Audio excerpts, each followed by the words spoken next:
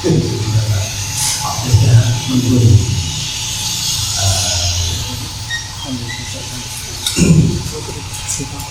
Kita bisa sharing, jadi kita sharing saja semuanya. Saya bukan orang yang lebih pintar berlaku, tapi mungkin saya lebih dulu punya pengalaman, jadi makanya kita sharing saja terkait dengan materi-materi pesantrenan.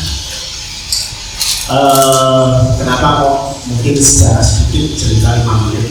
Karena kalau saya itu sering diminta oleh pihak pusat untuk memberikan materi khususnya terkait dengan psikologi. Ya, sebagai gambaran saja, jadi anak pernah di pihak pusat mulai tahun 96. Kemudian masuk di pihak pusat, lulus S1 psikologi tahun 96 awal, kemudian 96 September itu niatnya sebetulnya pengen jadi santri tidak umumi yang lulusan SMA atau perguruan tinggi, tapi sama ibu nggak boleh terus kuliah kok harus jadi santri benar. Malah jadi daftar jadi guru BK. Jadi daftar jadi guru BK, beberapa malah diterima. Jadi tahun 96 mungkin kalau itu ada yang belum lahir mana sampai 2006. Ustaz Abdul Rahman, ya, Ustaz Abdul Rahman dulu pernah di sana. Ketemu 1,5 tahunan ya, kita 1,5 tahunan tahun 99, 98, 99 ya.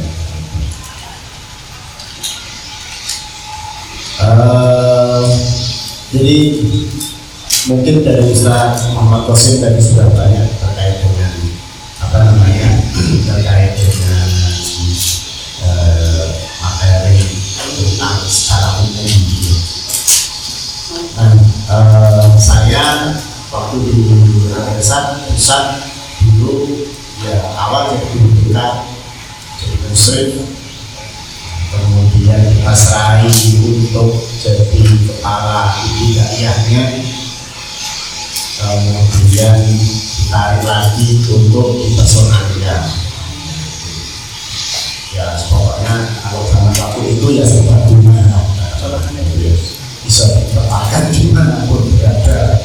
Nah, kemudian ya karena bukan karena apa-apa, kemudian anak mencoba mengembangkan keilmuan. Karena kalau prinsipnya dulu, kalau sekarang jangan ditiru gitu ya. Dulu prinsipnya Ustaz Yusuf Isman nggak bisa gitu ya. Kamu 10 tahun aja di sini, kemudian mengembangkan lagi di mana gitu ya. Nah, saya kebetulan yang 10 tahun, 96 sampai 2006. Tapi secara hati masih milik Atersa. Secara hati itu masih milik Atersa. Alhamdulillah anak yang nomor 3, nomor 1, nomor 2 belum. Nomor 3 sama nomor 4 ya itu di Atersa Pusat. Jadi ya Allah kemudian ya diajak lagi sama Ustaz Yusuf untuk mengembangkan di Baliban. Ya insya Allah kalau pas anak tidak benturan dengan kampus, anak usahakan atau kita cari waktu, pokoknya bagaimana bisa diisi di cabang. Ya, namanya kita sharing saja pada kesempatan aktif yang siang, pada waktunya sudah siang juga. Jadi kita cerita tentang pemasukan, karena kalau materi mungkin akan lama waktu berbulan.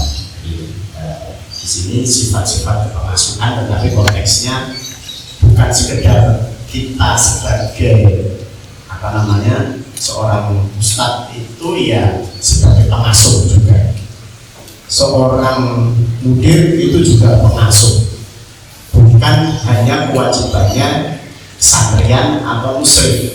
Nah, yang itu sehingga seperti apa yang bisa disampaikan oleh Ustaz Muhammad Qasim, bahwa pada saat kita sudah terjun menjadi seorang guru, kita sudah terjun menjadi seorang guru, maka yang akan kita benahi bukan juga diri kita sendiri, tapi juga orang lain. Dalam hal ini adalah santri. Yang akan kita hadapi adalah juga santri, termasuk tugas kita sendiri sebagai seorang guru. Jadi seorang guru itu ya ada tugas individu, kewajiban individu sebagai seorang guru mengajar santri, yang kemudian juga ada kewajiban-kewajiban administrasi. Nah ini yang kadang-kadang ya maaf saja belum kerja tapi nggak mau urusan yang belum ngajar ya, maksudnya mau mengajar tetapi nggak mau urusan yang kayak bengek, tahu kayak bengek urusan administrasi lah gampangnya. Nah ini yang kadang-kadang memang akan menjadi kendala-kendala bagi kita sebagai seorang pegawai atau karyawan di sebuah lembaga. Nah pada saat kita menjadi seorang guru atau kita menjadi seorang pegawai, maka kita sudah harus all out. Ya saya harus memang melakukan apa yang memang harus saya lakukan dengan tugasnya. Katakanlah kalau antum yang sudah menikah, ya, kita ingin menikah, ya menikah itu tugasnya apa? Apakah hanya sekedar kebutuhan seksual atau ada nilai-nilai ibadah? Nah, ini yang kemudian sama sebagai kita sebagai seorang guru, tidak hanya datang mengajar kemudian habis itu nanti jam pulang, tapi di situ ada nilai-nilai, ada hal-hal yang memang perlu kita kembangkan, kita perlu kita lakukan, kita tugasi dan sebagainya, semuanya. Oke, ya, saya. Nah, permasalahannya adalah seberapa penting peran musyrif atau pengasuhan dalam pendidikan santri. Anak tidak akan menyoroti sisi administrasinya, tetapi anak akan menyoroti sisi pengasuhan. Ya, memang lebih kepada sifatnya psikologis nanti. Jadi lebih kepada sisi psikologis. Kemudian apa bekal kita yang perlu dimiliki sebagai seorang musyrif atau pengasuhan terhadap santri? Barangkali kalau pada waktu kita ini menjadi santri, seorang ustadznya matur-matur dan sebagainya. Nah, pada saat kita kemudian juga menjadi ustadz, maka kita punya kewajiban juga mengatur, santri.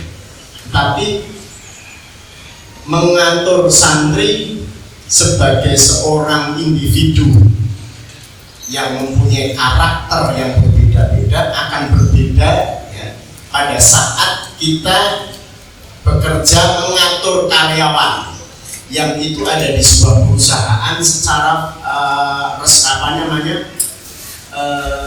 katakanlah begini, antum mengatur santri itu akan berbeda dengan mengatur karyawan yang ada di sebuah perusahaan umum.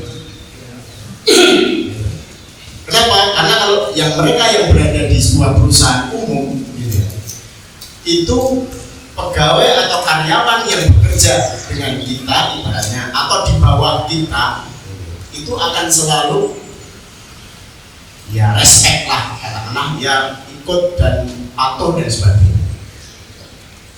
Nah termasuk memang kalau di dalam konteks ini saya singgung manajemen juga, di dalam konteks manajemen sekolah atau manajemen pendidikan itu ada dua sistem pendidikan, manajemen sekolah dan disiplin sekolah. Jadi ada dua model pendidikan. Nah, model pendidikan disiplin ya sekolah gitu ya, itu yang bertanggung jawab terhadap kedisiplinan itu justru siswanya.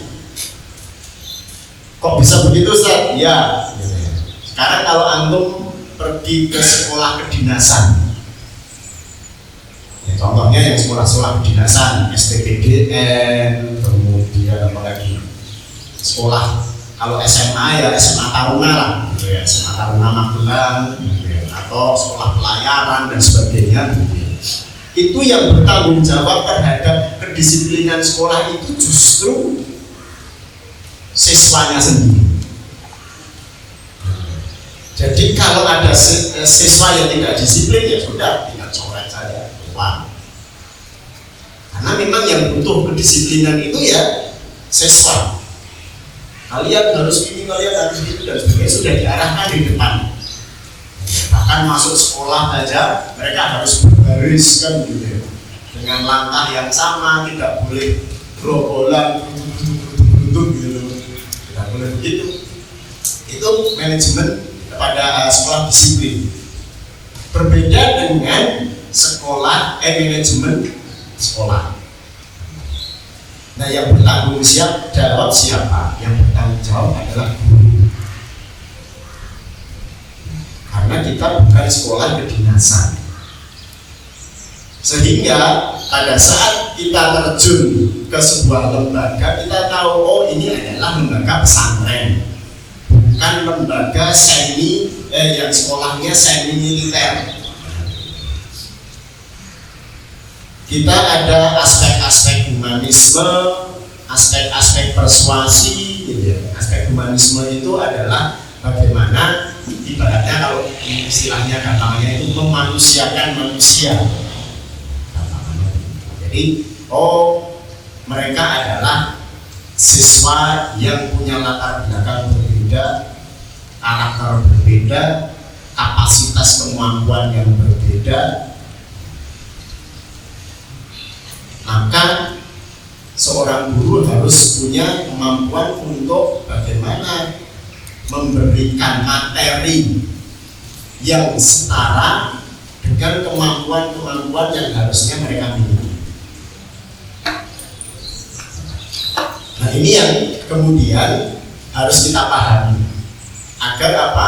Agar kita merasa atau agar anak-anak siswa yang berhadapan dengan kita adalah akan merasa nyaman pada saat kita mengajar bersama. Pengkondisian itu dilakukan oleh siapa? Oleh guru, bukan oleh siswanya. Kalian ada di sekolah pesantren, tahu tentang pendidikan agama, bla bla bla bla bla bla. Iya, tapi bukan sekolah disiplin. Ya tetap saja akan ada yang langgar. Iya kan gitu. Di masjid, tausiah dan sebagainya. Tidak di pesantren ini, di pesantren pusat juga sama saja. Zaman anak waktu masih di Al-Irsad, kalau Ustadz Muhammad Qasim itu duhur sudah bawa rotan, berarti ini di masjid ada yang diikop hukum, dan hukumannya waktu itu masih pukul telapak kaki sesuai dengan kapasitas pelanggaran.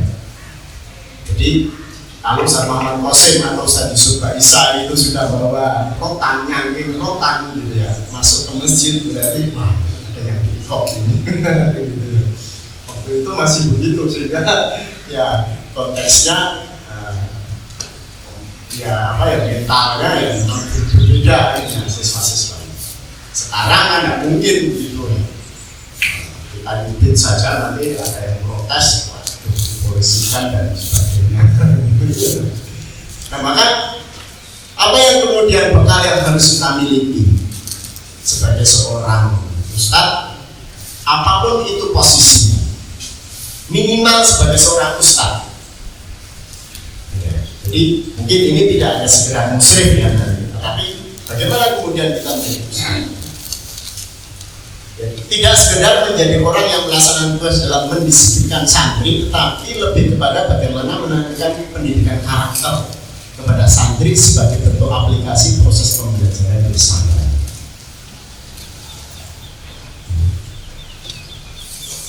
Jadi kalau antum hanya sebagai seorang ustadz bukan sekedar transfer knowledge, transfer ilmu pengetahuan dari kitabnya syekh siapa, tetapi lebih kepada bagaimana kemudian menanamkan atau kita juga meletakkan fondasi pendidikan karakter.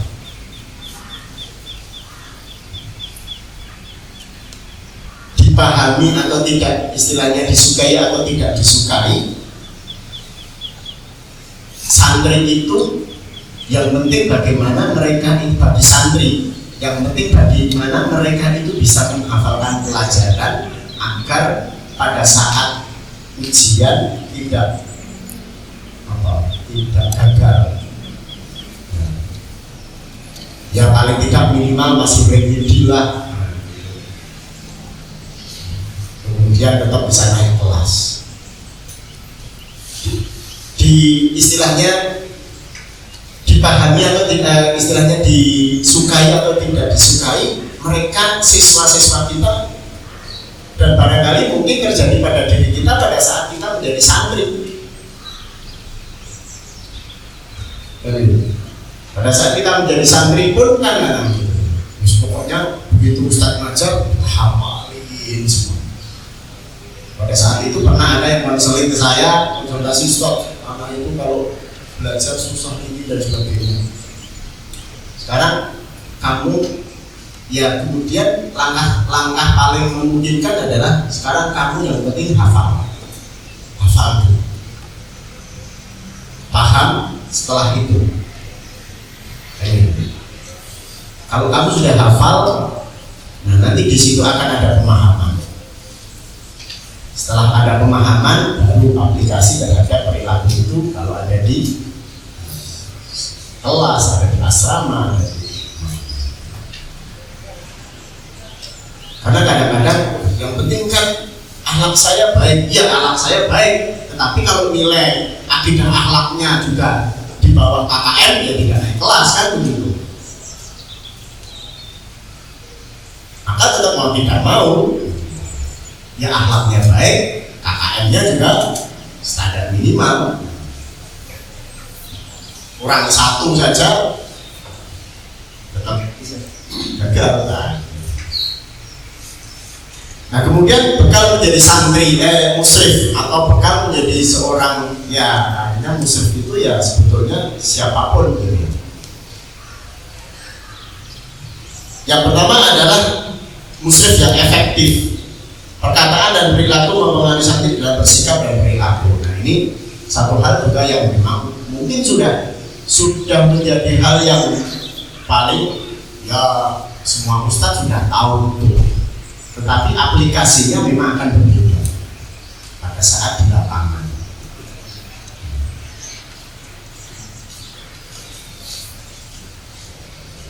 Musyrif yang aktif, berpartisipasi aktif dalam kehidupan santri. Nah ini yang agak susah kayaknya. Apakah saya harus masuk di dalam kehidupan santri? Ya tidak. Tidak secara khusus kemudian kita masuk dalam kehidupan mereka, tetapi kemudian bagaimana kita menjadi satu sisi di mana kita ini adalah seorang ustadz yang bisa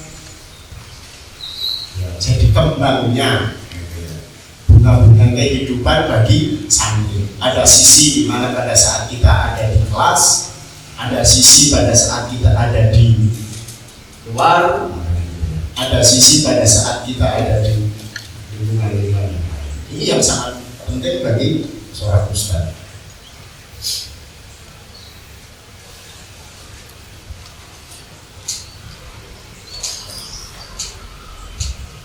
Konsisten, memang butuh konsistensi.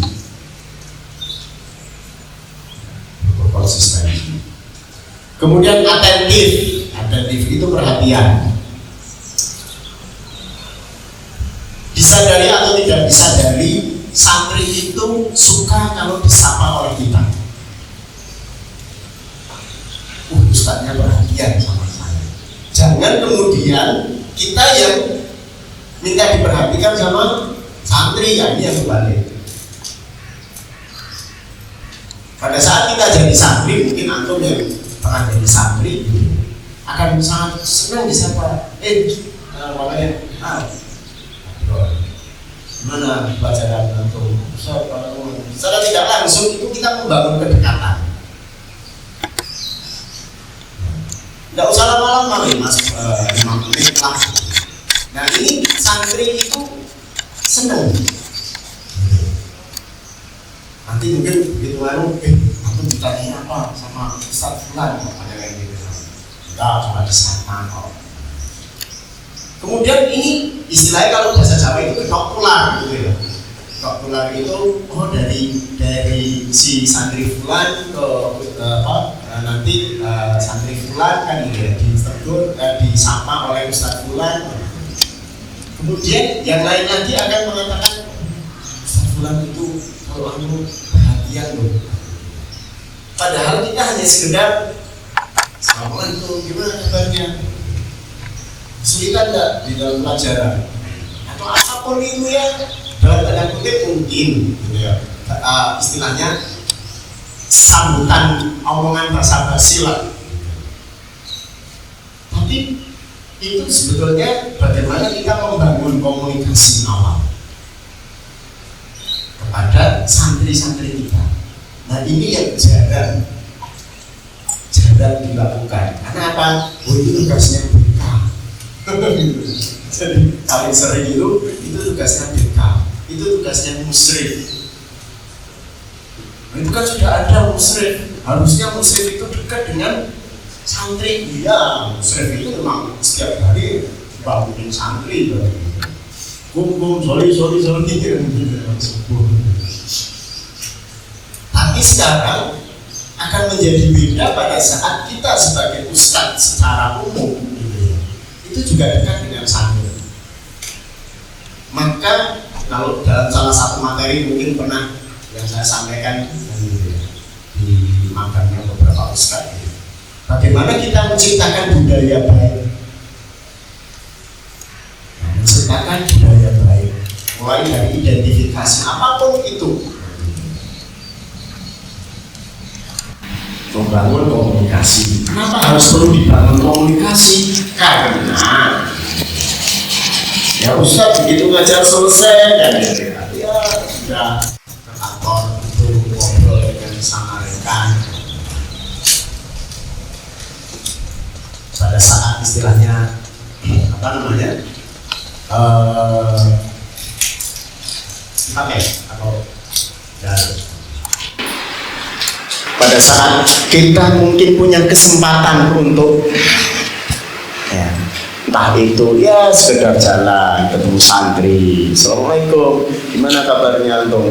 Ini jadwal masuk kok enggak di Ustaz ini mana dan sebagainya. Itulah atentifnya kita, perhatian kita kepada. Dan kalau itu dibangun oleh seluruh ustadz atau seluruh elemen yang ada di pesantren, orang tua itu kadang nyekolahkan anaknya di pesantren itu hanya karena satu saja.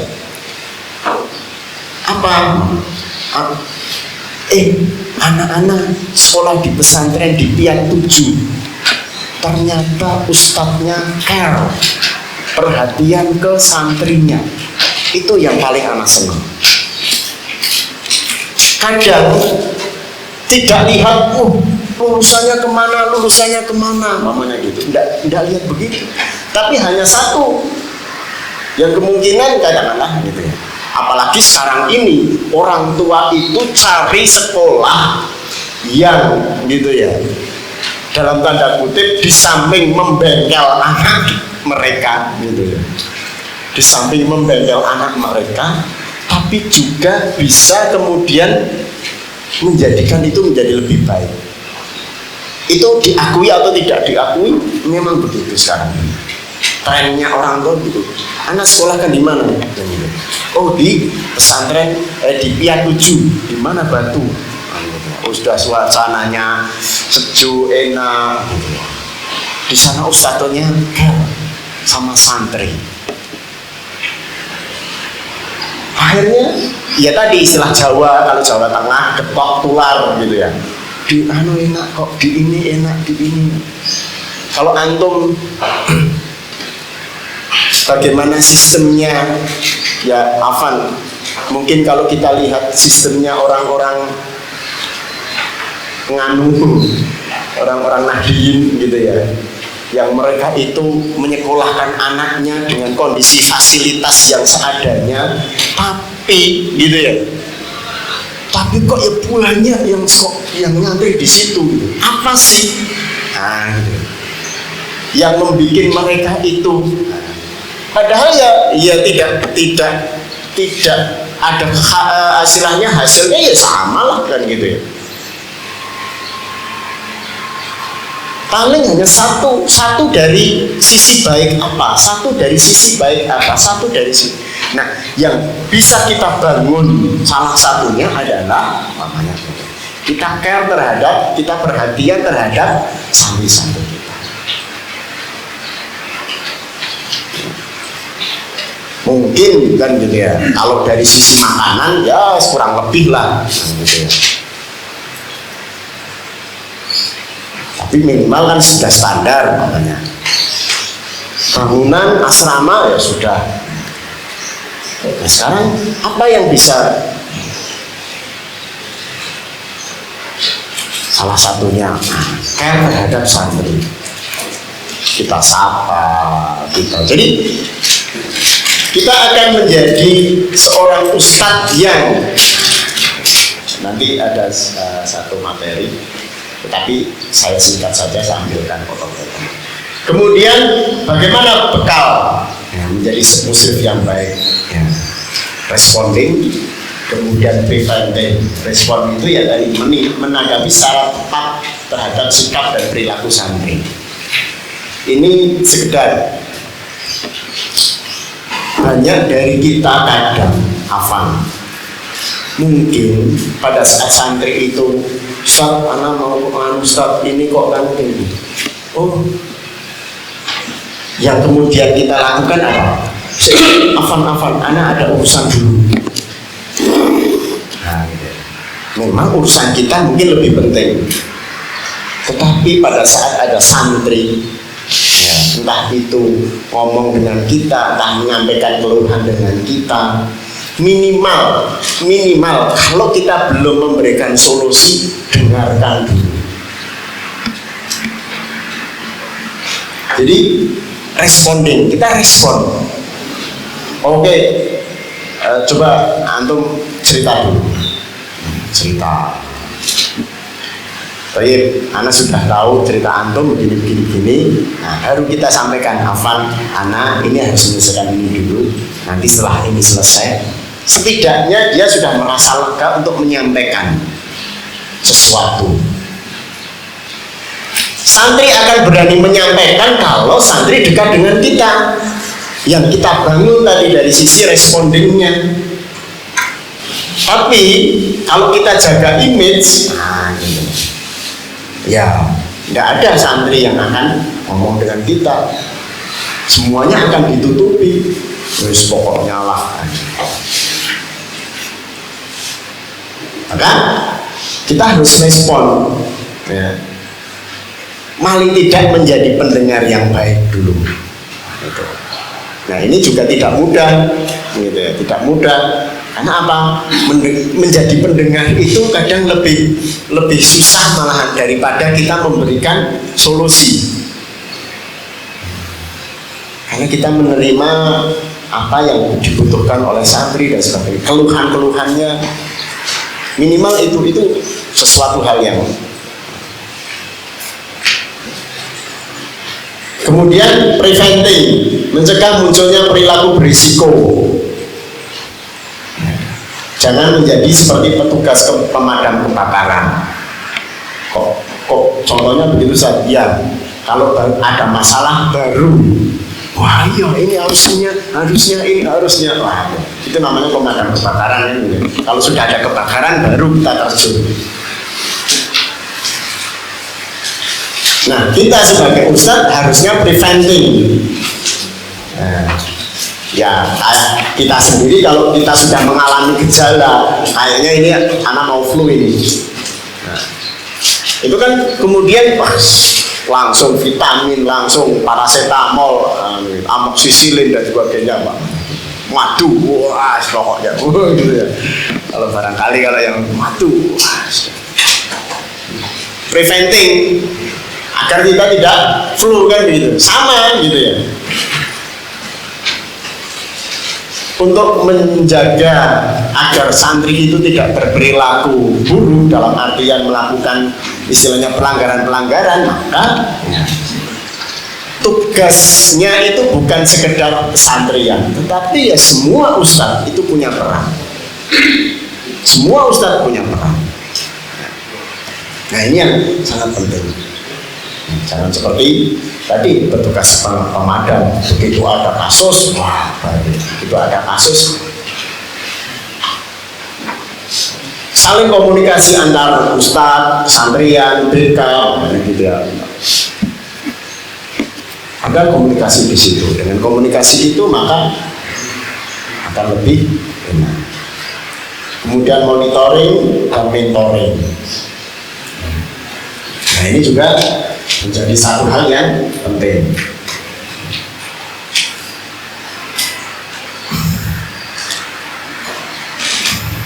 Mengawasi interaksi santri dengan lingkungan, membantu secara aktif untuk memiliki perilaku yang dihendaki tanpa membatasi kreativitas dan perkembangan mereka. Jadi kita menjadi mentor.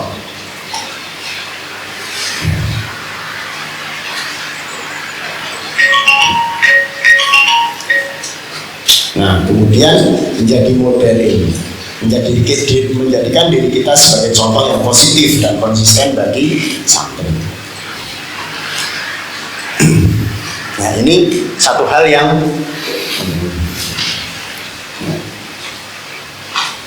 ini saya percepat saja.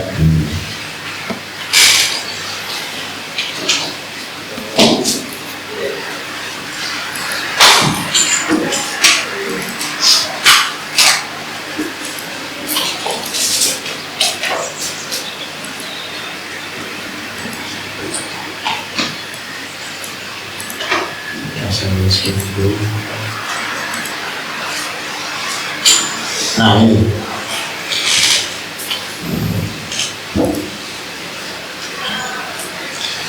jadi setiap pengasuh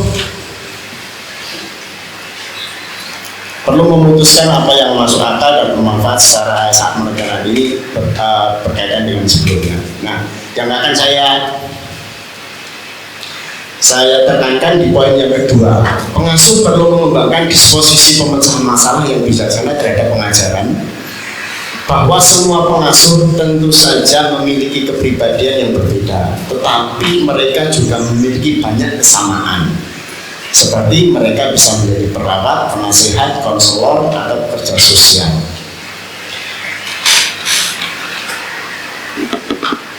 Apa yang perlu dicermati di sini, maksud anak adalah bahwa kita bisa punya peran yang berbeda.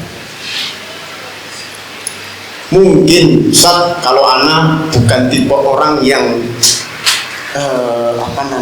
kalau anak bukan tipe orang yang suka menasihati, tetapi anak suka membantu. Oke, nah di sini antum bisa menjadi pekerja sosial, dalam artian tugas antum sebagai ustadz itu utama. Kemudian, nah di sini jiwa kesosialan kita yang kemudian kita juga tekankan di situ. Oh, kalau ustadz fulan nanti akan punya julukan, oh ustadz yang mau membantu teman-temannya, mau membantu santri dan sebagainya. Kemudian ada lagi ustadz yang punya peran, dia sebagai penasehat. Artinya memang kualifikasi dari sisi kemampuan makanya gitu ya, untuk memberikan nasihat kepada santri antum itu dengan sabarnya, dengan itu juga masing-masing bisa punya pengalaman. Ada yang jadi konselor. Konselor itu tidak mesti psikolog atau artinya orang dari guru BK. Kita semua juga sebetulnya bisa menjadi konselor. Saya kasih contoh. Mungkin pernah saya sampaikan waktu di magang gitu. Kita ini bisa menjadi konselor. Masing-masing bisa menjadi konselor. Dengan salah satu metode konseling namanya client center.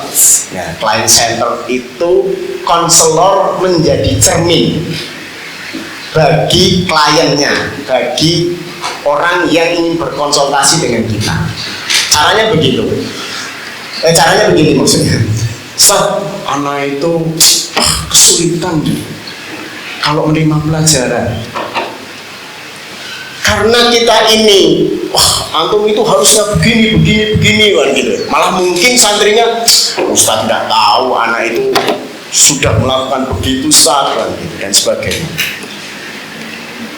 Apa yang perlu dilakukan? Yang perlu dilakukan cukup. Oh, Masya Allah, antum punya kesulitan pelajaran. Iya Ustaz. Wah gitu ya. Anak itu kalau ngapalin susah masuk. Antum balik lagi, wah, antum kalau ngapalin susah ya? Iya Ustaz, kan dibalik lagi terus gitu. Anda sudah berusaha ini, Anda sudah berusaha ini. Wah gitu. Oh gitu, antum sudah berusaha ini susah, antum sudah berusaha ini sudah. Terus bagaimana kira-kira yang dilakukan? Oh, anak itu terus begitu. Jadi kita ini seolah-olah hanya jadi cermin. Seolah-olah itu kan kadang-kadang gini. Tanpa disadari pada saat kita ada materi sebetulnya namanya empati dan persuasi gitu ya. Pada saat kita berempati dengan kesulitan santri itu sudah merasa senang seolah-olah karena mereka diperhatikan. Oh iya, Masya Allah, anak salut dengan antum sudah berusaha begini gitu. Terus kira-kira gimana? Jadi terus dikejar dengan begitu, nanti si santri sendiri yang akan mencari solusinya.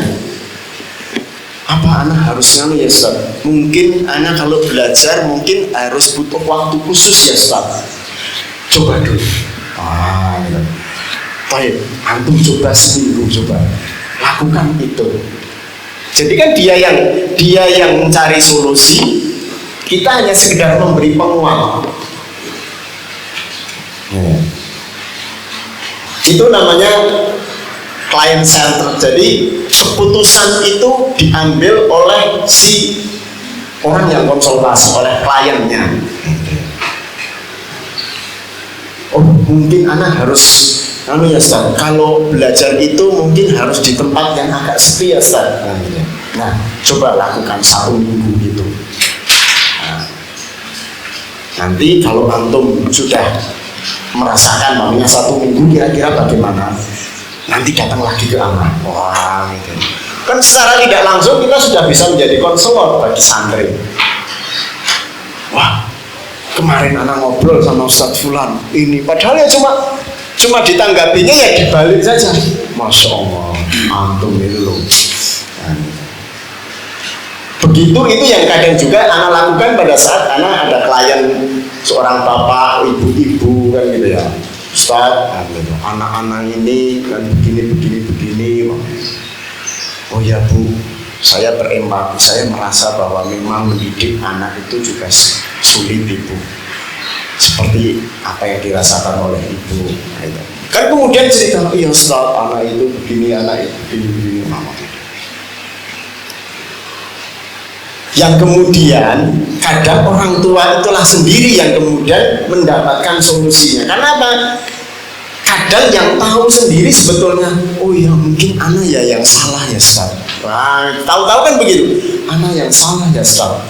Karena anak mungkin terlalu memanjakan. Itu mungkin salah satu ibu. Nah, tahu kemudian masalahnya. Kalau kita kemudian katakan mungkin ibu memanjakan Bu ini gini, tidak mau terima. Enggak, saat anak itu ya sudah sesuai dengan ukuran keluarga kan. Ya ukuran keluarga itu ya memang untuk buat kita itu ya dimanjakan kan gitu ya. Ada anak punya teman ya orang tuanya ya seumuran dengan anak, tapi ya qadarullah lebih tajir dia gitu ya. Anaknya 1 bulan di pesantren, uang sakunya berapa? Kalau di sini mungkin 1 bulan berapa saja? Maksimalnya anak harus pegang uang paling ya 400, kalau seminggunya 100 kan begitu ya. Kalau 1 bulan kan 400 lah, itu 400. Itu si anak ini 1 bulan berapa? Kadang minimal itu 2 juta. Itu minim. Belum lagi nanti kalau ada kebutuhan tambahan bisa sampai 3 juta 1 bulan. Ya buat dia gitu ya, itu tidak memanjakan. Tapi kita 2 juta 2 juta itu ya gajian anak gitu. Habis gitu. Ya begitulah kan itu. Nah kalau kemudian kita katakan mungkin ibu memanjakan anak bu, kan gini. Enggak Ustaz, anak itu ya sekedar kebutuhan, karena memang jajannya anak memang segitu dan sebagainya. Ya nggak mau kalau dikatakan memanjakan. Tapi begitu si ibu itu sendiri mungkin gitu ya. Oh, apa mungkin 2 juta kelebihan ya Ustaz? Nah, mungkin ibu karena rata-rata kalau di sini maksimal itu 1 minggu 100.000 bu, namanya begitu.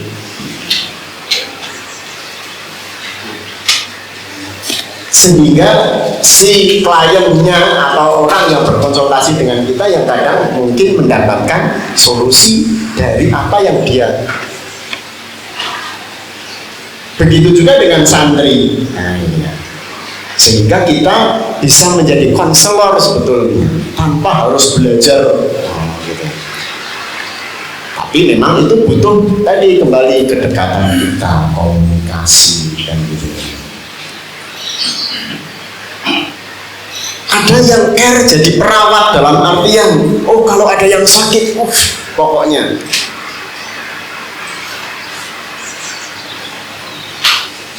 kemudian dijenguk, dicarikan obat, di ini dan sebagainya. Bukan sekedar tugasnya dokter namanya gitu, atau perawat yang memang secara spesifik ya memang punya tugas merawat. Tapi kita juga bisa gitu.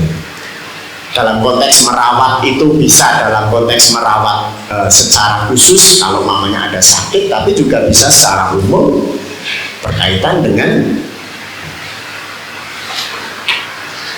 Nah inilah gitu ya. Kepengasuhan itu memang bukan sesuatu yang kemudian sifatnya spesifik pada tugas salah satu saja, tetapi kita sebagai seorang ustadz atau mungkin musyrif bahkan, karena apalagi musyrif yang memang berkaitan dengan santri secara langsung, maka disitulah kita bisa menjadi seorang berterlibat di dalam kepengasuhan. Termasuk kita bisa memahami gitu ya, kita bisa memahami karakteristik dari siswa-siswa kita. Ada siswa yang memang dari keluarga kaya sehingga ya tadi uang jajannya saja. Ada siswa yang kemudian punya kemampuan yang biasa-biasa. Ada siswa yang juga kemampuan dari ekonomi di bawah rata-rata. Termasuk pribadi. Nah ini yang mungkin akan menjadi permasalahan secara umum. Karakteristik anak. Karena apa? Mungkin dari sononya waktu di rumah dan sebagainya, kita tidak bisa menyalahkan keluarganya dan sebagainya. Ya sekarang kita berhadapan dengan anak-anak, dengan santri-santri, dengan karakteristiknya. Ada sisi yang secara standar memang kita terapkan sama. Antum semuanya harus sudah ada di masjid jam sekian pada saat sholat subuh, sholat duhur, sholat asar, sholat maghrib, sholat isya. Standar, ya kan? Ada hal yang kemudian juga standar pada saat masuk sekolah. Jam 7 itu sudah harus berada di kelas. Jam sekian, itu adalah standar. Tapi kemudian kita akan melihat sisi-sisi yang lain. Makanya tadi konsep humanisnya, persuasinya. Jadi humanis itu bagaimana kita, oh iya, ternyata memang dia ada yang mengalami permasalahan, entah itu permasalahan dalam belajar, permasalahan dari sisi kemampuan dan sebagainya. Termasuk mungkin satu bekal pengetahuan saja, karena anak juga ngajar pendidikan, psikologi pendidikan. Jadi perlu antum ketahui, kadang-kadang kita itu mengajar itu kan dengan gayanya kita, ya diakui atau tidak kan mesti begitu ya. Ada yang ngajarnya semangat, wah gitu ya. Ada yang ngajarnya pelan, tapi susunan kalimatnya bisa lebih. Ada yang itu kan karakteristik kita. Sebetulnya baik itu pengajar maupun pembelajar itu punya 3 karakteristik kemampuan, yaitu kelebihan maksudnya, yaitu dari sisi auditori, dari sisi visual, dari sisi kinestetik. Tipe pembelajar baik itu pengajar maupun pengajar maupun santrinya. Maksudnya apa? Santri-santri kita gitu, itu punya 3 karakteristik itu. Artinya mereka ada yang cepat paham kalau dia mendengarkan. Ya, membaca itu bukan sesak tetap ya, tetapi dengan mendengarkan, dengan penjelasan dari ustadz itu mudah mencerna, mudah menghafalkan dan sebagainya.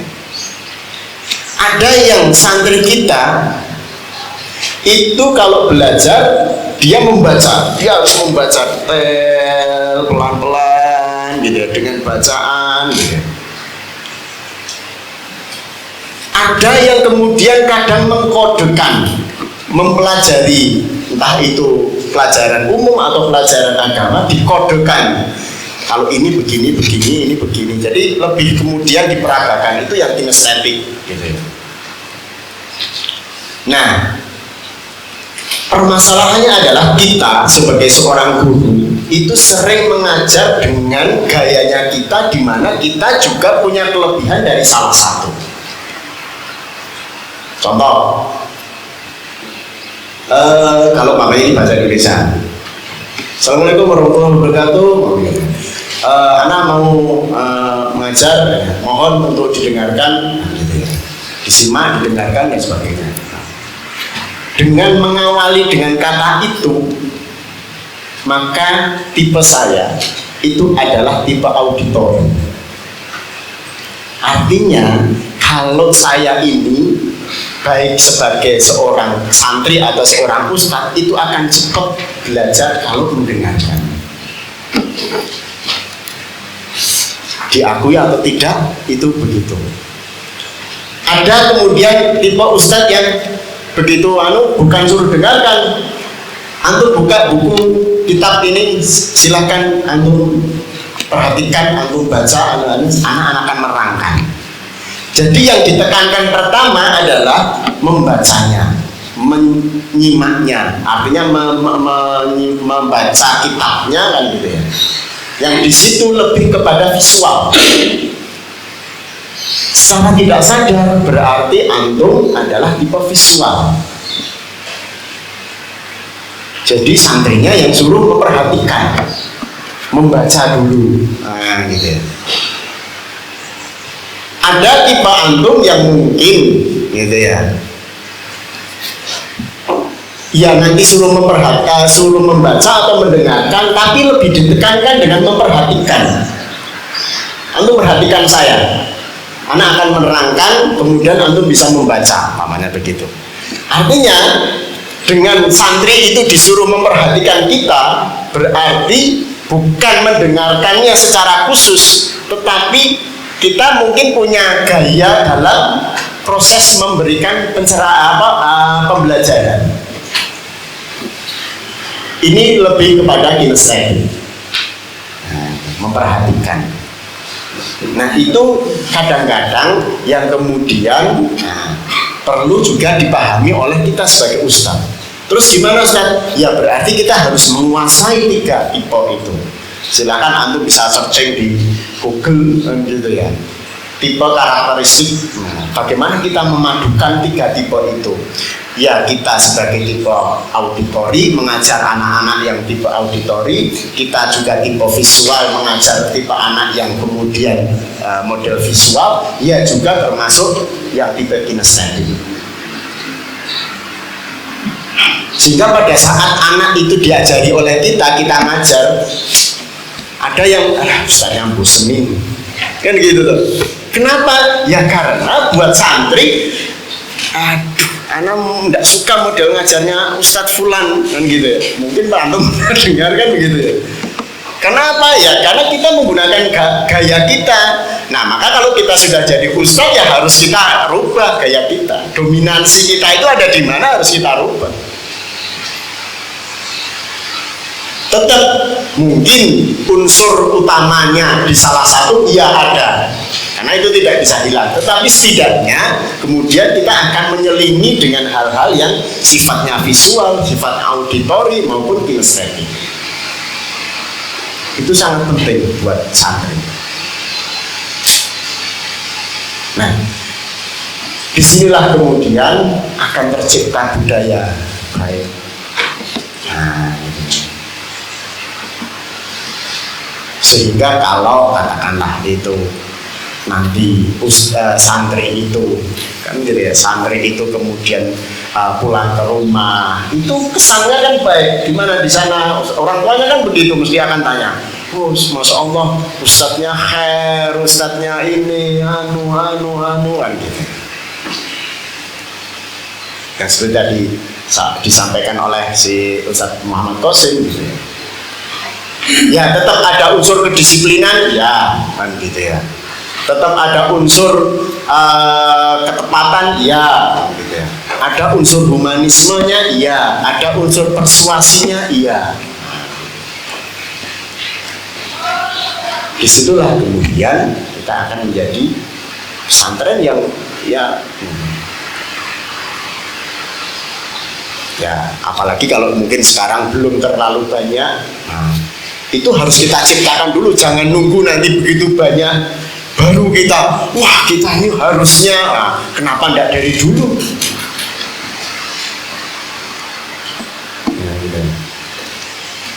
Yang harus kita siapkan itu. Nah itu. Maka dari sekarang memang harus kita siapkan. Nah kemudian satu hal yang mungkin sering juga Anda sampaikan terkait dengan mungkin karakteristik pegawai atau karakteristik ustadz, hampir dimanapun ini ada, gitu ya. Nah itu ya dimanapun kan gitu ya. Anda sering memberikan, jadi ada 4 karakteristik, 4 tipe pegawai. Pegawai itu kan bisa karyawan, bisa ustadz dan gitu. Ada 4 tipe. 4 tipe ini diukur dari dua hal. Pertama itu kompetensi, yang kedua loyalitas, gitu ya. Yang pertama kompetensi, yang kedua loyalitas. Kalau seorang ustadz atau seorang pegawai kompetensinya bagus, loyalitasnya bagus, dia yakin akan menjadi seorang pegawai yang profesional. Ya, jadi pertama kompetensi, kemudian yang kedua loyalitas. Maka dia akan menjadi tipe profesional. Nah ini yang dibutuhkan oleh sebuah organisasi. oleh lembaga. Nah yang kedua, tipe kedua adalah kompetensinya yang rata-rata lah gitu ya, atau mungkin malah di bawah, tapi loyalitasnya bagus, maka dia tipe penurut. Maksudnya apa? Pokoknya karena saya sudah suka kerja di pihak 7 gitu. Apapun udah. Nah, gitu. Kalau ada ustadz minta bantuan, ini jadi kadang gitu ya. Ada yang jadi ustadz itu jadi ustadz paling baik hati. Nah, gitu. Pokoknya kalau dimintai bantuan apapun khair insya Allah. Gitu ya. Nah, jadi semua akan dikerjakan gitu ya. Kadang mungkin antum itu kok ya mau-maunya toh, enggak apa-apa, bismillah insya Allah ana lakukan. Gitu. Itu adalah kompetensi standar minimal tapi loyalitasnya bagus. Nah yang ketiga, kompetensinya bagus, loyalitasnya kurang. Ini adalah biasanya mereka-mereka yang afan, sukanya ngeritik, baik kritik secara langsung maupun kritik tidak langsung. Jadi kalau ada apa-apa, belum apa-apa dikritik, belum dilaksanakan dikritik. Pokoknya gitu. Jadi dan itu ada di semua lembaga. Gitu, tipe pengkritik.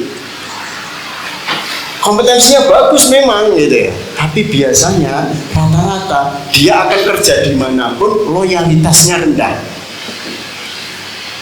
Jadi kalau dia tidak mendapatkan kepuasan, maka kompetensinya atau loyalitasnya juga. Jadi dia loyal, seseorang pegawai loyal karena memang merasa bahwa gitu ya, ya pokoknya mungkin secara personal dia mungkin mendapatkan kepuasan itu baru loyal. Tapi kalau ya biasa-biasa saja apalah gitu. Nah yang paling, kalau yang nomor 2 tadi masih bisa, nomor 3 nah ini juga agak repot. Nah yang repot lagi itu kalau nomor 4 sudah tidak kompeten, tidak loyal lagi. Wis arep kalau tidak bisa dibina ya dibinasakan. Nomor 1, nomor 2, nomor 3 mungkin masih bisa kan gitu. Nomor 2, nomor 3 masih bisa kan gitu. Ada di tempat di Al-Irsyad pusat ya, itu kompetensinya rendah, salah satu ustadz, tapi loyalitasnya anak aku ya, di Mutawasitoh gitu. Masya Allah, skripsi zaman waktu itu S1 tak suruh kuliah, Ustaz antum kuliah.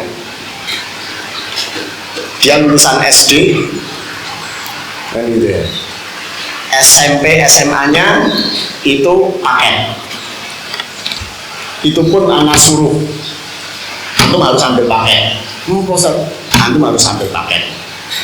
Qadarullah dapat paket dan gitu. Yang paket C yang SMA, jadi keluarnya paket C itu keluarnya ijazah S1 lebih dulu daripada paket C. Kan tak suruh kuliah, antum kuliah, emang bisa Ustaz? Bisa gitu ya. Terus kenapa antum bisa? Nanti tak bantu gitu kan. Waktu itu kita punya kerjasama dengan Universitas Muhammadiyah Surakarta, ada program akselerasi. Jadi yang lulusan aliyah atau tidak alimin yang SMA gitu ya, sudah hidat dini gitu ya, yang 2 tahun itu bisa masuk langsung semester 5 akselerasi gitu ya, dapat akselerasi itu kerjasama kebetulan waktu itu karena UMS program studi agama Islam cari mahasiswa kan gitu juga kan gitu ya. Nah kemudian ada peluang itu, saya ketemu padekannya, kemudian oh sudah kalau gitu kan aja kita ini dan sebagainya. Ada dari Al Irsyad itu sekitar berapa Ustaz Jainuddin itu? Ada 16 atau 18-an Ustaz. Ya dalam berapa tahap itu kalau misalnya 2004 ya itu 2003 2004. Salah satunya Ustaz Muhammad Jainuddin ini juga akselerasi. Ya. Ini lebih lagi kan gitu. Itu kalau ngerjakan tugas sama skripsi, kalau kita kan 11 jari. Kalau kita kan 10 jari gitu ya. Ngetik, dia 11 jari. Tik tik tik tik ya 11 jari kan. Gitu. Kalau kita kan bisa gini ya. Kalau dia itu 11 jari ya, gitu. Jadi lebih satu jarinya. Ngetik gitu. Sampai ngerjakan skripsi selesai. Tapi kan gitu ya standar minimal gitu ya, artinya standar minimal ujian skripsi itu juga pengujinya juga geleng-geleng, kamu bisa ya dan sebagainya. Malah yang masuknya bareng termasuk ada yang lebih dulu beliaunya ini gitu ya. Masya Allah gitu ya, sampai sekarang sudah begitu masanya sertifikasi, dapat sertifikasi lagi loh. Masya Allah itu loyalitas, karena loyalitasnya Masya Allah, dan Allah berikan kemudahan buat dia. Itu satu hal yang mungkin sangat penting buat kita sebagai seorang ustadz. Kalau kita sudah terjun ke dunia pendidikan atau apapun itu pekerjaannya, anak punya lembaga namanya sekolah disleksia. Anak sendiri yang mengerjakan gitu, karena anak memang punya expert lebih di terkait dengan disleksia namanya. Disleksia itu gangguan belajar terkait dengan membaca dan menulis. Mungkin antum pernah ada yang pernah dengar gitu. Ada 3 asisten di situ gitu ya. Anak katakan sama asisten, kalau kalian kerja di tempat saya silahkan yang penting bersungguh-sungguh. Kalau kalian mau pindah silahkan, tak gitu kan. Mungkin jangan di sini, jangan ditiru gitu ya. Kalau kalian mau pindah silahkan, karena mungkin saya belum bisa memberikan salary yang tinggi. Tapi pesan saya, bersungguh-sungguhlah saat kerja dengan saya. Kenapa? Karena pada saat kamu bersungguh-sungguh bekerja dengan saya, kalau kamu itu keluar, maka kamu pun juga akan bersungguh-sungguh di tempat pekerjaan yang baru. Kamu tetap menjadi pegawai, istilahnya tetap punya, istilahnya apa? Nama baik jadi asisten saya. Tapi kemudian yang terjadi kan begitu, malah justru ya tadi memunculkan loyalitas tadi. Meskipun pekerjaannya itu mungkin ya tidak berat, tetapi kan ngurusi anak-anak, nerapi anak-anak gitu ya. Salarinya mungkin tidak tinggi tapi nyaman gitu ya, nyaman gitu ya. Ya artinya ada sistem yang memang kemudian saya buat dan sebagainya, nyaman dan sebagainya. Jadi malah menjadikan asisten itu juga seneng gitu ya. Ya ada satu yang pindah, tapi pindahnya karena apa? Pak saya izin karena saya harus ngurusi ibu saya, jadi begini. Oh ya udah, ibu kamu lebih penting untuk kamu urusin, gak apa-apa. Alhamdulillah dapat yang baru ya sama gitu. Jadi maka dimanapun kita bekerja, bersungguh-sungguhlah saat kita menjadi pegawai di lembaga itu. Berikan yang terbaik buat lembaga itu. Maka kalau kita ditakdirkan di situ, berarti Allah akan mencukupi semuanya. Nah, gitu. Insya Allah begitu. Kalaupun Allah takdirkan mungkin kita harus pindah dan sebagainya, alhamdulillah saya pindah dari Al Irsyad Pusat kan gitu. Tapi ya sampai sekarang ya masih komunikasi baik, bahkan ya diminta ngajar dan sebagainya, dipinta ngasih materi dan sebagainya gitu. Tidak ada apapun yang kemudian perasaan yang muncul wah gitu. Nah, mungkin itu satu hal yang mungkin perlu diketahui oleh antum semuanya gitu. Jadi kembali lagi sedikit, pada saat kita bekerja gitu ya, maka kita bisa tidak sekedar memberikan transfer knowledge, transfer ilmu saja. Banyak hal yang bisa kita lakukan di situ untuk kemudian kita mengembangkan apa yang ada di lembaga itu. Kontribusi sekecil apapun itu dari kita maka akan memberikan dampak yang positif. Jadi pada saat kita menjadi ustadz tidak mesti harus kemudian ya hanya mengajar sekedar saja, tapi kita bisa komunikasi dengan santri, kita bisa dengan pekerjaan dan sebagainya. Nah itu yang perlu dibangun sehingga kayak Piat 7 ini akan menjadi juga sama dengan Piat Pusat namanya, atau bahkan lebih bagus lagi. Sangat mungkin. Dari siapa? Ya dari kita-kita. Antum bisa belajar, katakanlah mungkin belajar dari sistemnya Piat Pusat, tapi kemudian setelah itu bisa take off sendiri. Wah. Bukan lagi sebagai pilihan kedua, sama-sama pilihan pertama. Insya Allah itu sedikit yang bisa saya sampaikan karena mungkin waktunya juga kita sedikit dan juga yang materi yang bisa kita share. Tapi intinya adalah seperti apa yang saya sampaikan tadi, bahwa mari sebagai seorang ustadz, sebagai pengasuh, sebagai muslim, sebagai kesantrian, bahkan sebagai mudir gitu ya. Kalau anak enak sih kritik mudir juga tidak apa-apa. Justru gitu. Maka marilah membangun sebuah sistem budaya baik. Jadi kita totalitas baik itu kompetensi maupun loyalitas kita, sehingga kita menjadi seorang yang profesional. Itu yang bisa saya sampaikan. Apabila ada hal-hal yang tidak berkenan, ya, mohon maaf gitu ya, karena mungkin ada sedikit ya bumbu-bumbu gitu ya. Tetapi apa yang ingin saya sampaikan itu adalah demi kebaikan kita bersama. Alhamdulillah, saya akhiri. Assalamualaikum warahmatullahi wabarakatuh. Kembalikan lagi ke kreator atau siapa?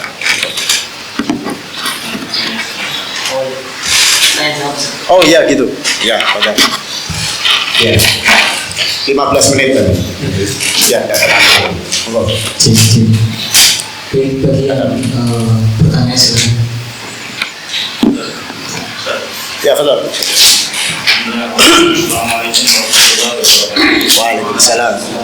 Saya ingin menanyakan secara dasar tentang kompetensi kepegawai tadi. Jadi solusi pegawai sudah kompetensi. Ada pegawai kompetensi, yang keduanya tapi dia tidak loyal. Cara untuk meningkatkan loyalitas itu ada nggak? Syukur maksud. Ya, salam. Enggak, ada lagi?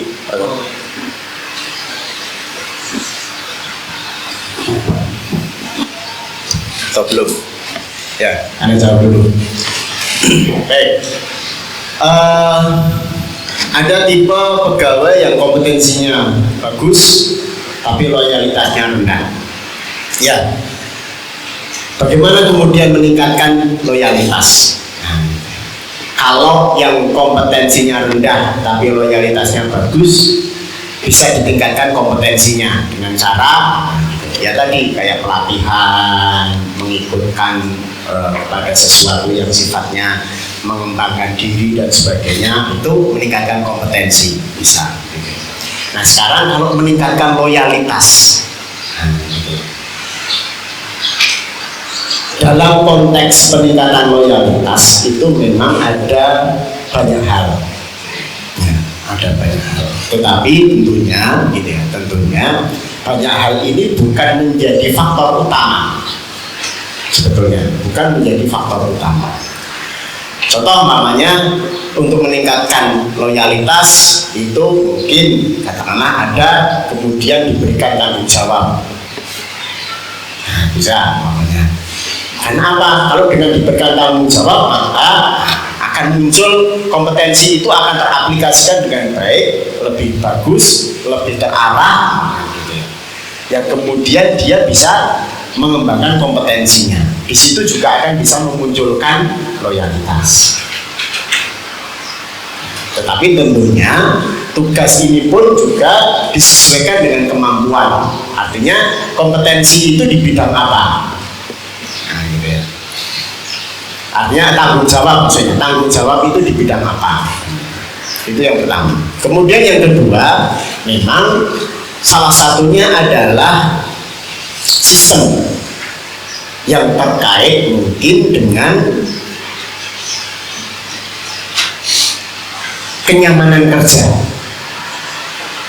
ya, terkait dengan kenyamanan kerja. Jadi sistem ini harus dibangun, ya, sistem ini harus dibangun oleh sebuah organisasi, sebuah lembaga, sehingga gitu ya, seseorang yang kemudian dia punya kompetensi, dia bisa mengembangkan kompetensinya itu memang sesuai dengan aplikasi yang dia miliki dengan sistem yang jelas. Karena kadang-kadang kan gitu, orang-orang yang tipe pengkritik ini kan kadang-kadang karena ini kan harusnya begini. Nah, berarti kan itu butuh sistem, butuh aturan mungkin, atau butuh panduan, atau butuh ya.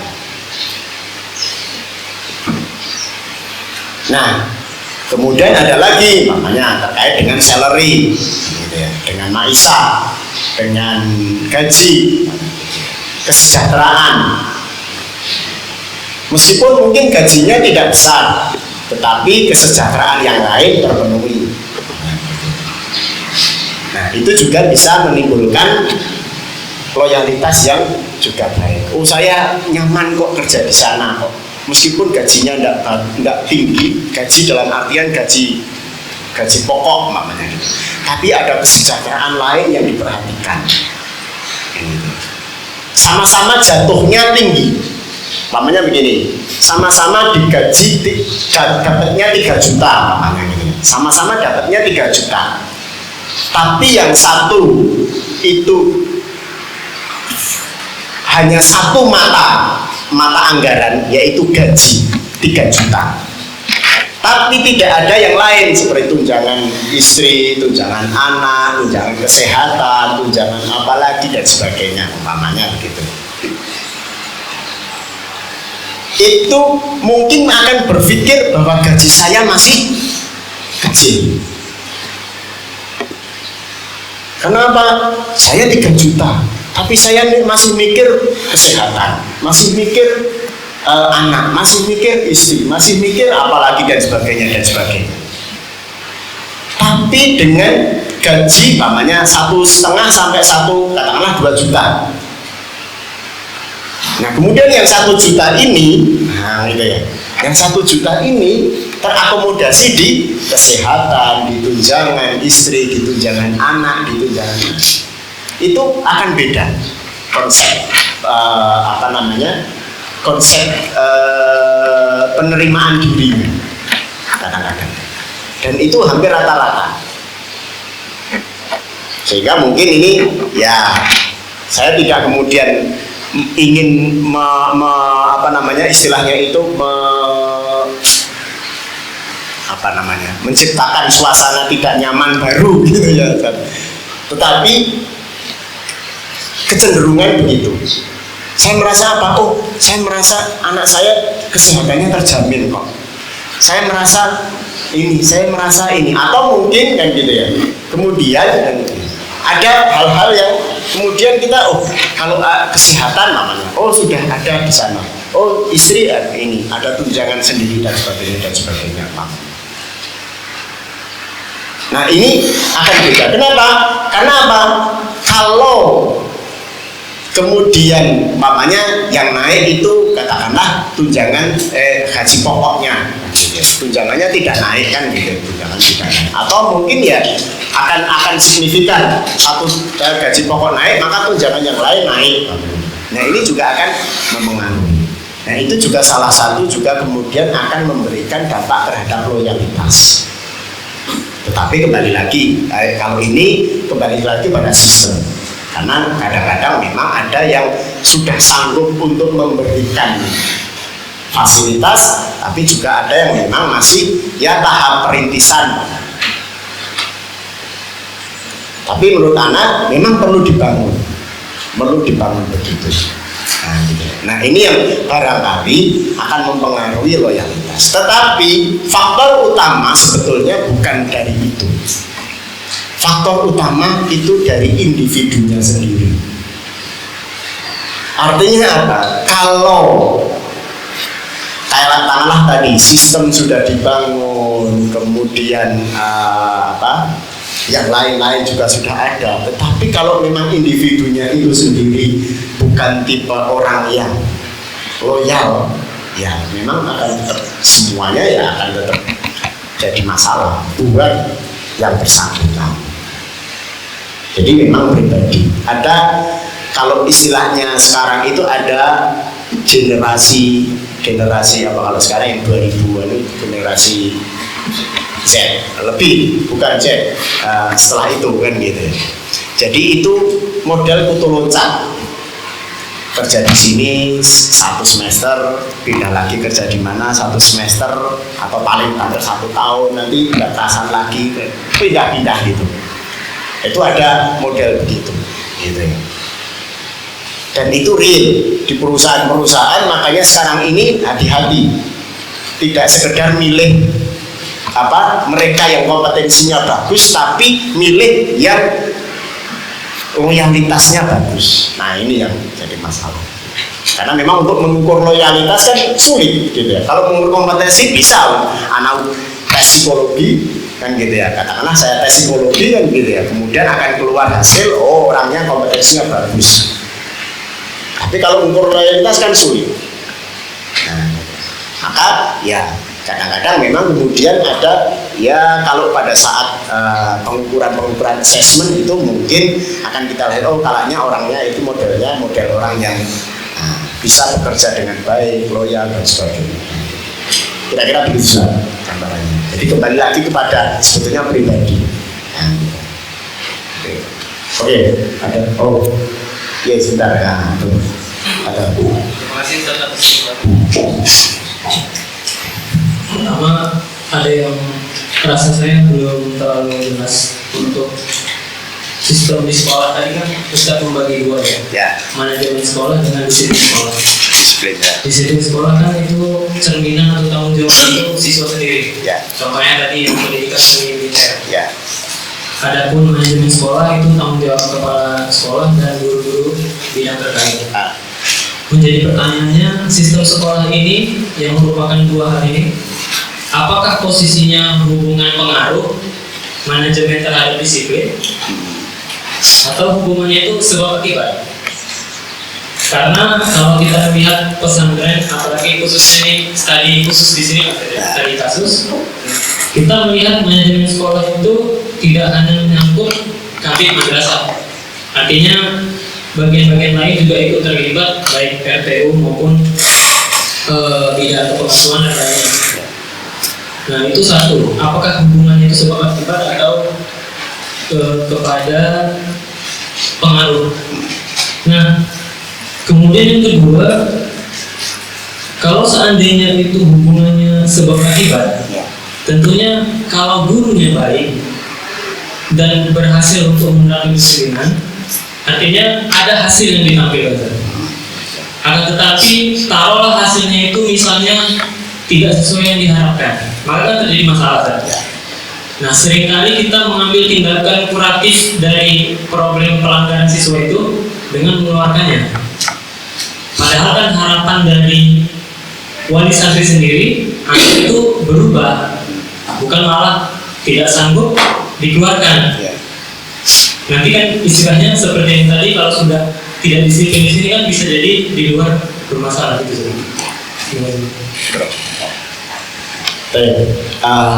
Pertanyaan yang sangat sangat bagus karena memang tidak jelas anak singgung ini sebenarnya materi ini materi khusus sebetulnya begitu ya, terkait juga dengan pertanyaan antum. Sedikit anak jawab. Jadi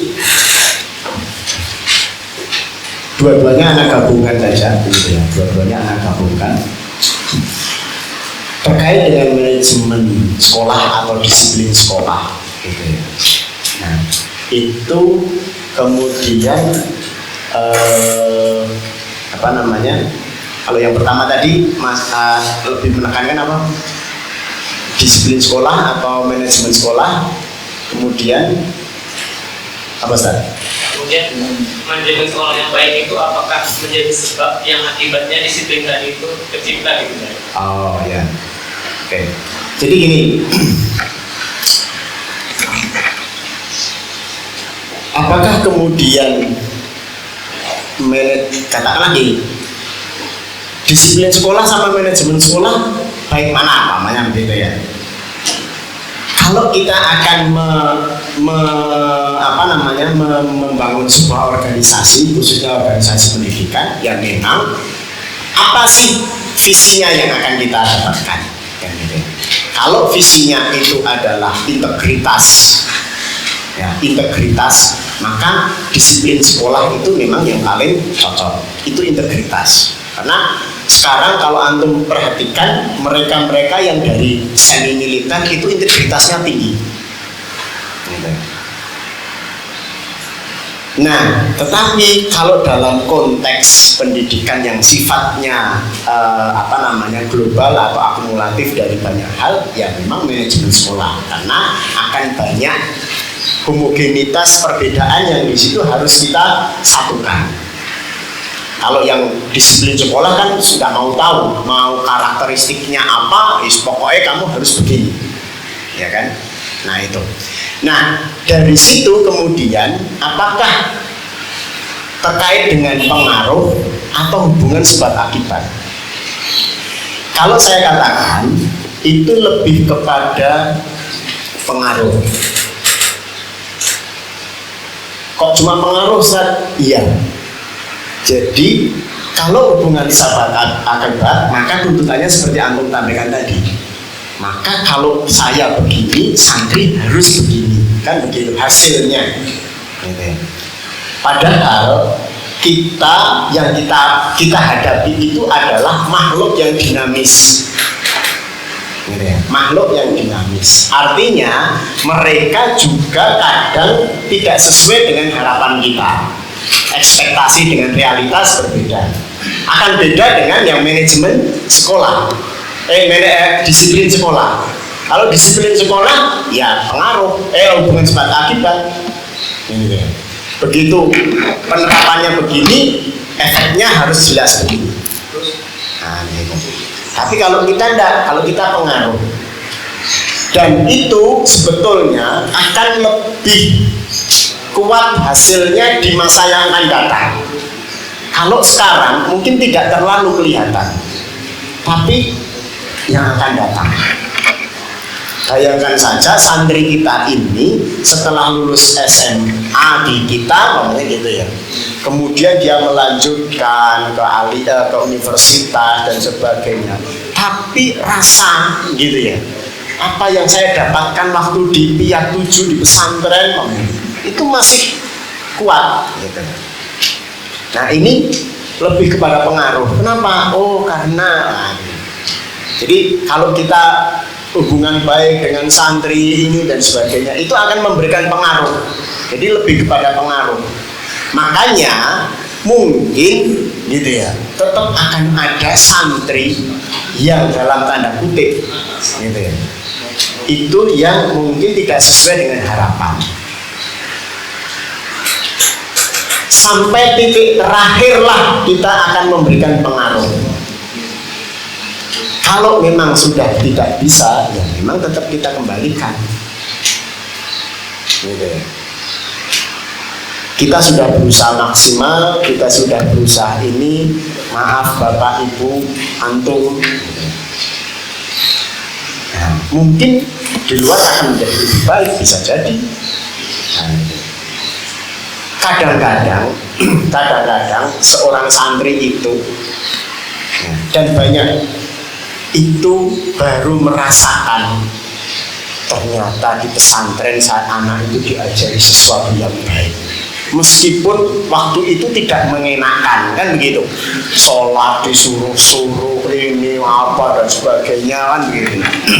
Tapi baru kemudian mereka itu mengatakan Masya Allah, kan gitu ya. Kita ketemu dengan santri kita gitu ya, kemudian mereka hormat dengan kita barangkali gitu. Ya dalam artinya hormat itu bukan hormat ya, tetapi istilahnya ya katakanlah apa ya, respect lah gitu ya. Itu setelah mereka itu kuliah, selesai kuliah mamanya gitu ya. Ya meskipun tidak di tempat kita gitu ya, tidak mengajar di tempat kita, tetapi mereka masih respect dengan kita. Ketemu dengan kita, Masya Allah Ustaz, Masya Allah antum dulu itu loh, Masya Allah, kan gitu. Anak inget banget antum mukul anak Ustaz gitu ya. Tapi itu jadi pembelajaran buat anak setelah anak kuliah. Begitu kok. Gitu ya. Itu sesuatu hal gitu ya. Anak dimasukkan ke salah satu grup MTS gitu, MTW-nya Piat gitu ya, waktu 2000 berapa ya itu. Anak itu kalau sudah di grup itu ya, Masya Allah. Anak dulu belum ada kita belum afiliasi dengan dinas Adpak atau dinas pendidikan. Jadi waktu itu mungkin saya masih ingat SMP terbuka. Ya, kita masukkan SMP terbuka. Itu anak harus giring kelas 7, 8, 9 ke SMP 2 Tengaran. Jadi sekolahnya di sore kan gitu ya. Ya itu pada jalannya tapi sarot keluar, ada yang melipir kemana, ada yang melipir kemana gitu ya. Iya gitu ya, gitu. Pas ujian itu kadang sana tendang dan sebagainya. Itu tapi begitu mereka jadi, Masya Allah Ustaz, anak ingat banget ini itu jadi pembelajaran yang besar buat anak sekarang. Ternyata gitu, antum bla bla bla bla bla. Itu satu hal yang diingat betul sama santri-santrinya begitu ya. Ya mungkin kita pernah marah gitu ya atau apalah, tapi marahnya guru itu tidak ada marahnya istilahnya, tapi mesti marahnya mendidik kan begitu. Nah disitulah kemudian itu pengaruh, lebih kepada pengaruh. Maka bagaimana kita mempengaruhi, karena kalau sebab akibat gitu ya, kalau kita begini maka harus, itu akan sulit, kemudian itu malah jadi masalah kalau sebab akibat. Jadi lebih kepada pengaruh begitu. Jadi yang penting kita maksimal, kita sungguh-sungguh. Perkara kemudian hasil itu kan kemudian Allah yang, kalau terpaksa sekali harus dikembalikan ke orang tua. Ya itu kita tidak bisa memungkiri itu. Salah itu. Tadi Ustaz ada tambahan? Tambah sedikit. Ya. Jadi kita sebagai sedikit ya. Pertanyaan sedikit. Ya. Jadi kita sebagai pendidik, guru dan orang tua di sini sebenarnya. Ya. Sebagai guru, kita itu berusaha bersungguh-sungguh bagaimana anak desa itu keluar dari sini nanti bukan hanya mendapat ilmu yang banyak, tapi juga berakhlak mulia. Ya. Nah, itu yang saya dapati di sini diterapkan oleh kepala madrasah sampai untuk mendidik kedisiplinan itu tiap pagi di sini, yang bisa saya tidak tahu karena belum pernah makan di sana. Itu dididik apa namanya itu kalau pagi itu apel pagi. Nah, justru ketika saya lihat apel pagi tujuan kita itu baik. Ya. Untuk mendidik anak itu disiplin. Tapi ada 1-2 juga anak itu entah memang karakter mereka atau kesalahan kita juga tidak tahu. Tapi intinya ini adalah untuk kebaikan mereka. Nah, yang saya tanyakan, apakah anak itu seperti tanaman, saja? Tanaman itu kan ada punya karakter. Kalau kita siram tanaman kan butuh disiram saja ya. ketika kita siram lebih banyak, ada tanaman yang tetap mati. Nah, apa bisa terjadi di anak kita didik terus apel terus itu bisa nggak dia menjadi lebih baik atau lebih tidak baik gitu? Ada pengaruhnya ya. Terima kasih Ustaz. Ya, kalau dalam psikologi istilahnya stimulasi kan gitu ya, ada stimulasi.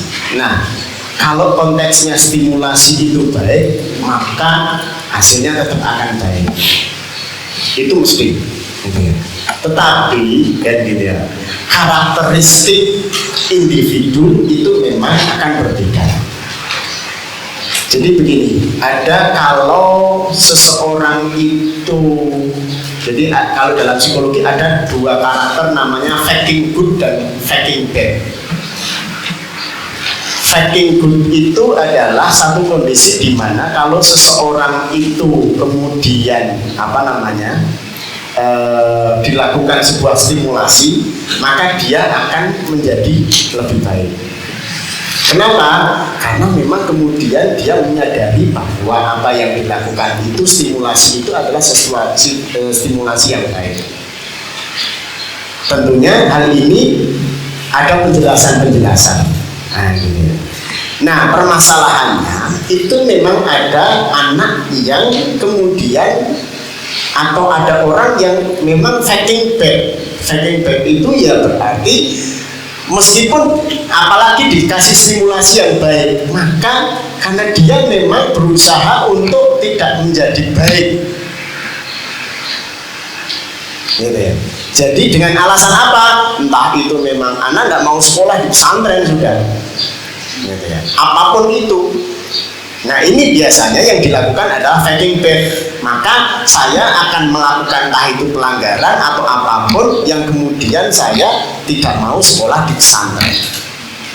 Bukan kegagalan pesantren di dalam proses pendidikan, bukan.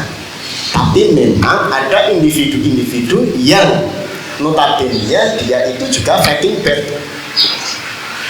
Jadi sadar atau tidak sadar ya memang tetap ya kita sudah berusaha untuk semaksimal yang bisa kita lakukan, apel pagi, kemudian membangunkan sholat, subuh, kan gitu dan sebagainya. Itu adalah bagian dari stimulasi untuk membentuk, mempengaruhi yang tadi ditanyakan, sehingga agar apa terjadi. Tetapi ada memang sebagian santri yang memang sama sekali sebetulnya tidak mau sekolah di sini, di pesantren dalam artian gitu ya, sehingga bagaimanapun ya memang akan sulit untuk dirubah. Ya kalau sudah begitu ya tinggal kita doakan saja semoga Allah memberikan hidayah gitu. Nah setelah dia dapat hidayah dari Allah lebih loyal lagi. Jadi bukan salah pesantren. Kita sudah memberikan stimulasi, sudah memberikan arahan-arahan, program dan sebagainya yang memang itu arahnya adalah sebuah kebaikan. Yakin dengan apapun yang dilakukan oleh pesantren adalah sebuah kebaikan. Tidak ada pesantren yang ngajarin jelek, itu kan tidak ada. Tapi tentunya kebaikan. Nah, kalau ternyata ada, ya maka ya, kita tidak bisa menyalahkan. Berarti kita gagal saat tidak. Ya kita sudah berusaha apa yang kita lakukan. Kita sifatnya adalah mempengaruhi, sehingga kalau memang itu tidak berpengaruh, ya sudah. Kita kembalikan lagi kepada orang tua. Kira-kira begitu saja. Jadi sama seperti kalau contoh namanya ada tentara mau dikirim ke katakanlah medan perang kan gitu ya. Nah ada tes dulu. Nah dia melakukan apa? Faking bad agar apa? Nanti tidak dikirim kan begitu. Yang dikirim adalah orang-orang yang baik kan mestinya begitu. Yang boleh membawa senjata, pistol namanya gitu, polisi itu dia harus tes dulu, tes psikologi. Ini, maka agar dia bisa membawa pistol maka dia harus berusaha baik kan tesnya. Tapi tetap ada orang yang istilahnya kalau namanya kayak itu mungkin baik, tapi kalau sekarang dikirim ke Medan, namanya ke Papua, karena harus mengatasi OPM namanya gitu ya. Kalau istilahnya harus dites dulu kan gitu ya, maka dia akan menggunakan triknya dengan vacuum bagnya. Karena apa? Agar dia kirim daripada mati konyol di sana. Kira-kira begitu. Anak kira seperti itu karena waktunya sudah. Nanti kalau ada yang konsultasi bisa ya sambil ngobrol santai lah, insya Allah begitu ya. Nah, waktunya sudah sore sudah siang gitu menjelang zuhur. Nanti waktu-waktu yang lain biar dikondisikan lagi. Baik, karena kira dari anak itu dulu. Terima kasih. Assalamualaikum warahmatullahi wabarakatuh.